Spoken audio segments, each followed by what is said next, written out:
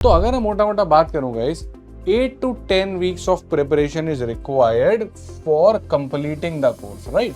तो ये जो टाइम है ना, ये आपका प्रिपरेशन ऑफ कॉन्सेप्ट बिल्डिंग।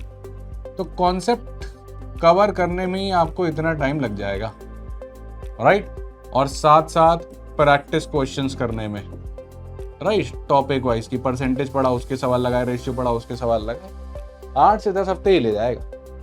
उसके बाद 3 से 4 हफ्ते प्रैक्टिस करनी पड़ती है कंबाइंड सेक्शन की, कि पहले आपने मॉड्यूलर प्रैक्टिस करी, पूरा अलजेब्रा उठाया, पूरा नंबर सिस्टम उठाया एंड ऑल दैट, पूरा सीआर मिक्स करके उठाया। क्योंकि यहाँ क्या कर रहे हो, सीआर स्ट्रेंथन पढ़ा, स्ट्रेंथन की प्रैक्टिस, वीकेंड पढ़ा, वीकेंड की प्रैक्टिस, यहाँ पूरे सीआर की मिक्स प्रैक्टिस। जब तक वो नहीं करोगे फील नहीं आएगी। मॉड्यूलर के बाद आप mix question practice, quant verbal LRDI सब मिला रहे हो, quant verbal DI data sufficiency logical सब मिला रहे हो आप, है ना?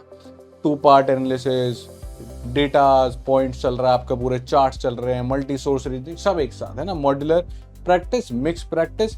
यहाँ पे आप सिर्फ और सिर्फ क्वेश्चंस लगाए जा रहे हो और अपनी रीच बढ़ा रहे हो। The more questions you see, the more ideas you have in your mind, the more approaches you have in your mind, the better you are.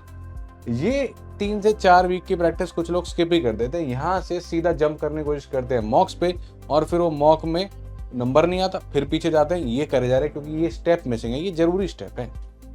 क्योंकि before you actually go to the mock आपको habit डालनी है। क्योंकि अभी क्या habit है कि percentage पढ़ते हो, परसेंटेज के सवाल लगाते हो, और वहाँ परसेंटेज आ रहा है, सडनली रेशियो आ रहा है, सडनली आपका अलजेब्रा आ रहा है, तो माइंड टाइम लेता है अडेप्ट करने में कि अगर सडन टॉपिक चेंज होगा मैं वर्क कर पाऊंगा कि नहीं। And then 3 week of mocks, मोटा मोटा 20-21 दिन। तो मैं पकड़ के चलता हूँ कि आप 10 मॉक्स यहाँ पे लगाओ, ऑल्टरनेट डे मॉक्स हो, ऑल्टरनेट डे उसकी एनालिसिस हो।